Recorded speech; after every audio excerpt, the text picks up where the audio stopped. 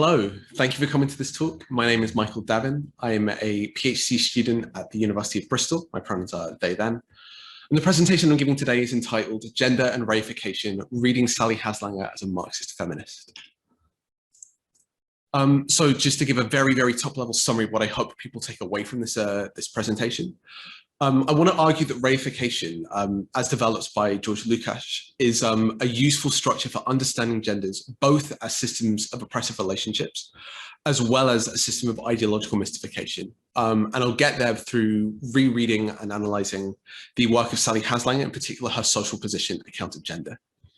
The problem centrally that I believe this account has is that its ontological structure, as borrowed from natural kind metaphysics, will only be constituted through constitutive criteria, not causal criteria, and therefore might have difficulty accomplishing both tasks of describing the actual system of relations, but also that ideological situation.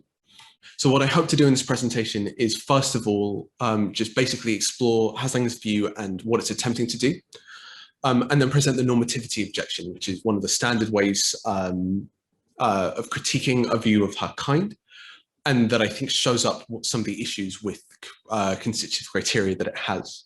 I'll then move on to try and explicate what reification is and how it might offer an alternative, and then propose a very, very top level outline of what gender as a reified object might look like. And then go on to just evaluating what's going on in reification, what this account might offer us, what its issues might be. So to start with, here's the social position account of gender in its condensed form as presented in Sally Haslanger's 2000 paper. The crucial idea here is firstly that woman is a category with some sort of constitutive properties that make it up, and that those constitutive properties are political in nature, that woman is defined about systematic subordination according to people's role within reproduction. This is intended both as a materialist and a critical theory. By materialist, following the work of Marxist-feminists she's inspired by, such as Catherine McKinnon and Monique Wittig, would be to analyze gender in terms of concrete systems of oppression and exploitation. And critical theories would be those in the tradition of Raymond Geuss and other forms of ideology critique that unpick ideological mystifications in our everyday practices and language. Clearly, different theoretical structures will privilege different aspects of those two projects, and I think there might be a small tension between the two that gets fleshed out during the way in the way that they get executed by the account. So the way I want to attack this is by presenting the normativity objection, which canonically is about whether any substantive account of womanhood, the sort of account that could underpin feminist organization and action, is going to marginalize people. That is to say, whether any criteria have a normative dimension to them, and in so doing, those who more closely match this criteria will be privileged over those who are less closely match this criteria, who will inevitably be subordinated. Haslanger doesn't think this is a meaningful problem for her account, because those accounts that do produce this sort of focal sense of womanhood, we hope only marginalize those people who are not of concern to feminism. And an obvious example in literature is the Queen.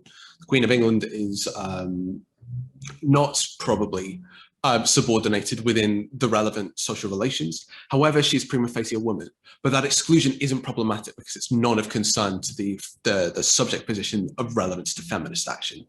Whereas people like Mary Meikle have argued against this and have attempted to produce accounts of non-focal feminist subjects.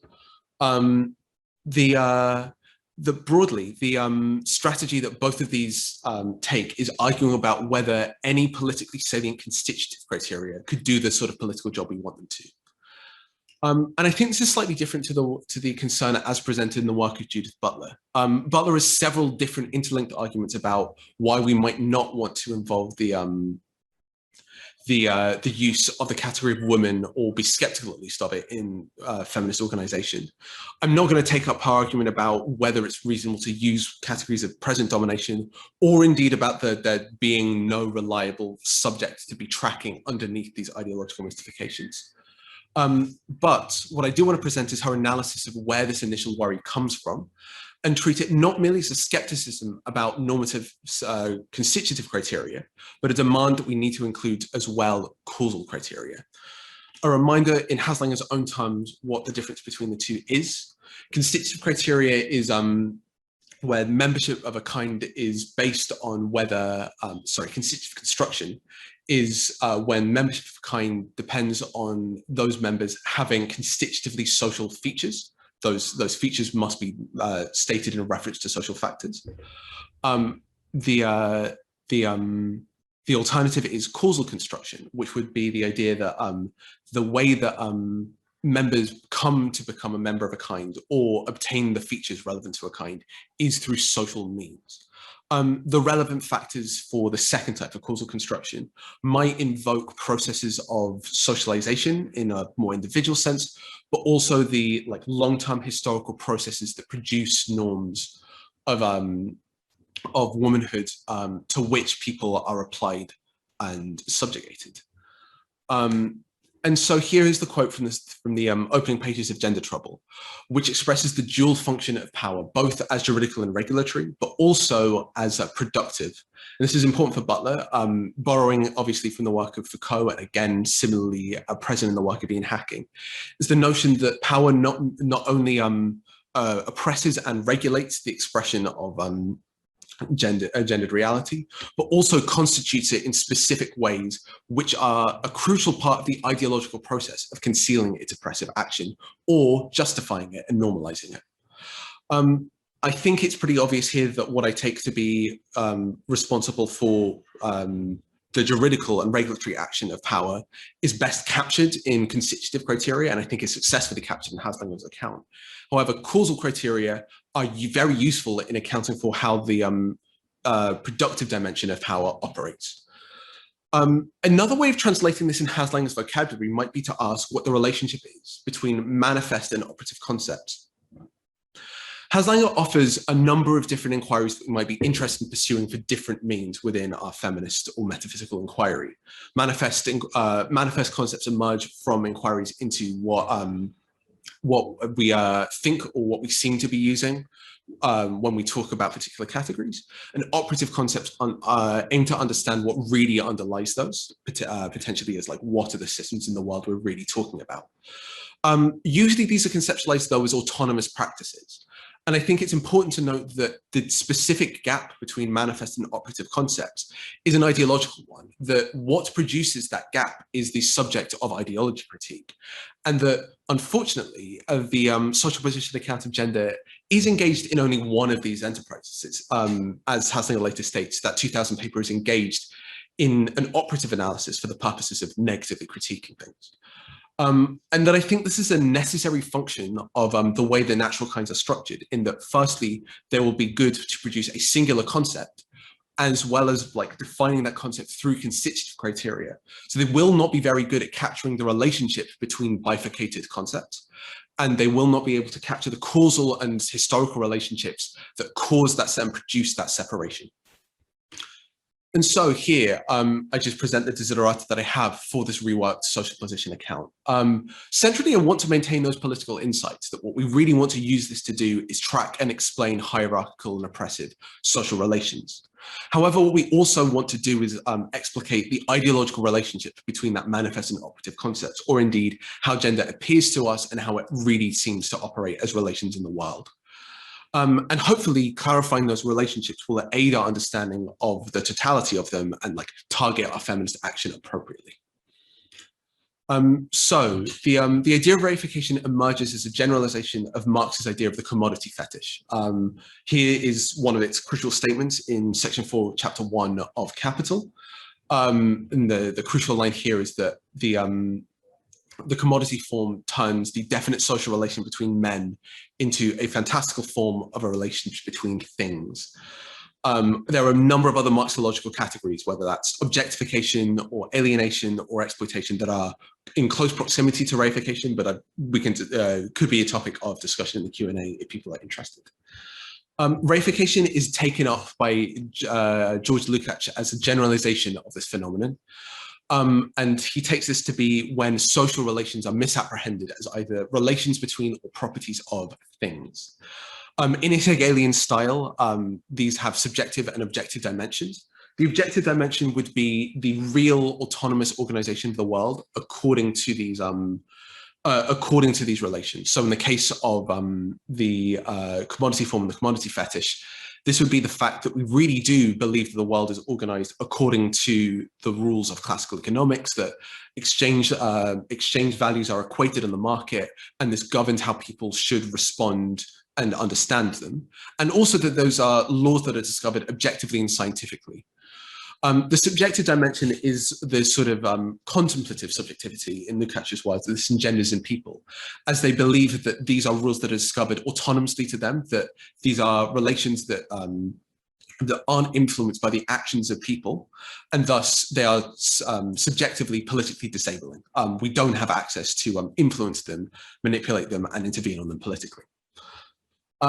What's crucial for Lukacs is this is a historical formation that despite this being a general feature of many later critical theorists, particularly in the Frankfurt schools, understanding of how ideology critique operates, that this is not a feature general to all historical moments, but one specific to the capitalist epoch. Specifically that things must obtain a structure similar to the commodity form, because this is a precondition for general expansion of capitalist modes of production. How this might occur in the realm of gender is far beyond the realms of this talk, but I think suggestive thinking about the systems of social reproduction, populations, and also of divisions of labor within laboring populations are instructive ways to start thinking about this. And obviously I'd be happy to talk about this further later. But what I can present in more concrete terms is what sort of ontological structure this would introduce as an analysis. So we would end up with the idea that woman would refer to or apply to manifest concepts defined in terms of the properties of individuals. It should be noted that because of this kind of historical dependence, what it is to be a woman would therefore be historically contingent according to the specific ideological relationship between whatever material relations are happening and the sorts of structures that successfully deploy those in categorical or objective form. In so doing, woman is not necessarily a reduction to biological features, but might have specifically social characteristics, like women are people who take certain kinds of reproductive or care labor, as a categorical definition that still doesn't manage to understand women's relationship to other aspects of material relations. And that this is the crucial understanding, that underlying any categorical understanding of women as a property, woman as a category is a vast system of material social relations which really are operative and that structure the ways in which woman appears to us. And so the sort of summary statement would be, for an individual X to be a gender, X occupies a certain position within relations of reproduction, but that this takes the appearance of membership of a particular category. What this introduces is the possibility of there being a disunity or a disidentity between those subjugated within the relations of reproduction and the category of woman, where Haslanger's original account is to revisionarily assert that these are an identical set of individuals. And I think this is probably to be expected, firstly because there are prima facie non-women who will be subjugated within relations of reproduction, but also that we do expect that women is going to be reified in a way that mystifies subjugation within these relations. And in so doing, woman becomes a crucial causal product of this system, but not identical to any particular location within it. So it's crucial to understand the way that the category tracks certain social locations, because it indicates what qualitatively ideology is doing to mystify them. So sometimes those mystifications will be to include people in the category of women who are not subordinated in any particular way. This is the example of the queen that returns, but also for prima facie women who are subordinated within reproduction, the fact that they are excluded, and this will be the case for trans women, for queer people of varieties of descriptions, that would indicate what the misapprehension is, that to disguise people's subjugation within relations of reproduction, we produce a calcified category of woman that systematically excludes people according to the ideological structure that's available to us. And so the move towards this structure allows us to make a couple of, I think, a couple of important gains in terms of what we're able to do and explain. The first is, again, referring to the case of particularly prima facie women like trans women who are typically excluded from some of these materialist accounts. We see that the inclusion problem becomes an internal component of the analysis. So prima facie women who are excluded are people who occupy definite social positions that may differ in some ways to those women who are subordinated and are seen as women. But that mismatch is something that invites us to explain how that occurs. What is the process that encourages misgendering? What is the process that encourages the appearance of some people as women and others as not when they occupy common social positions?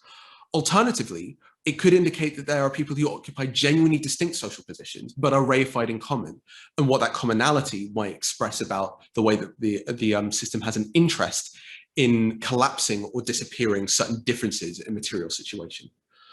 The second is a move towards materialist analysis of the material the underlying social relations allows us to insert structuration. And this comes from Hall's analysis of Louis Althusser's work on structure. Structures aren't merely complex relations, but they are, as might be introduced by ideas about dominance or exploitation, whether that's to do with labor or to do with other systems of relation, that we can use these resources from Marxist philosophy to talk about the ways in which they do structure in a definite way these relations, and in so doing differentiate people rather than simply complexly relate them, that there are resources available to talk about the ways in which people might be differentiated. In so doing, it also might help us avoid a kind of economic reductionism. This isn't to say that Haslanger's account is guilty of this, but if we were to move towards a Marxist-feminist framework, which included the idea that women occupy a particular certain social position, there might be a tendency to understand that social position as a sort of functional component of a system that takes priority, which is the capitalist system, which is in need of critique and resistance. And what this account makes clear is that there are ideological dimensions that clearly aren't reducible to just the material social relations. And that helps us avoid the idea that womanhood is somehow reducible to economic categories. And in so doing, it also gives us multiple sites in which womanhood can be used as a site of resistive action. Firstly, the formal or reified level, where women is understood as a category of social existence already, is useful for certain kinds of organization. Those are like formal equalities in law would be one of those common examples.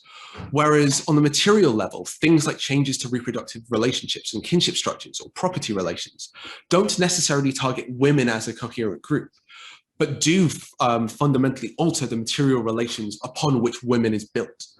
And so neither of these levels are reducible to each other, but both clearly have an interrelation to each other. The central issue that I'm worried about is the idea of kind talk. Haslanger clearly believes that the use of natural kinds as a structure is a really useful thing to generalize to social scientific explanation, and that my bifurcation of the concept in some way prevents us from quite easily reading of what sort of generic statements or systemic explanations might be. However, the strategy is fundamentally the same, which is to say that whenever we encounter problems that seem specific to genders, we are looking for underlying social relations that do the explanatory work rather than the like assumed properties of the category itself. And in so doing, I think that might be sufficient to diffuse the worry, even if we are losing some semantic and explanatory resources.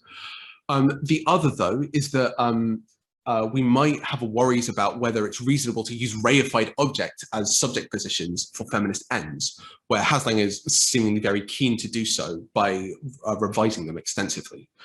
And I'll point to the work of Kevin Floyd's book, The Reification Desire, which argues that effectively this is done already in the case of queer, which is a obviously historically specific and contingent subject position that has emerged in response to reifying social phenomena in terms of the formalization of homosexual subjectivities, but that has become the location for resistive action.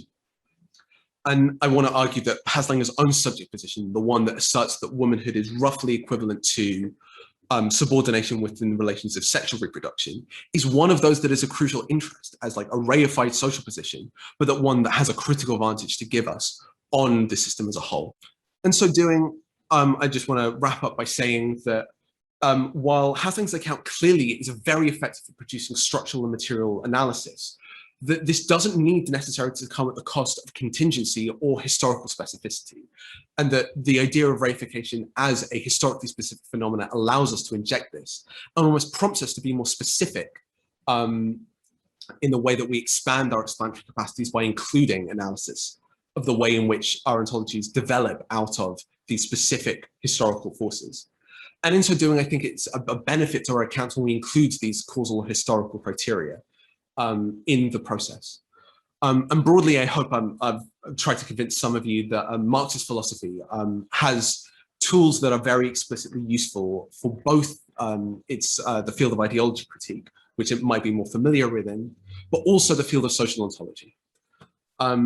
Thank you very much for watching. I hope you enjoyed your presentation, and I'm looking forward to hearing what you have to say.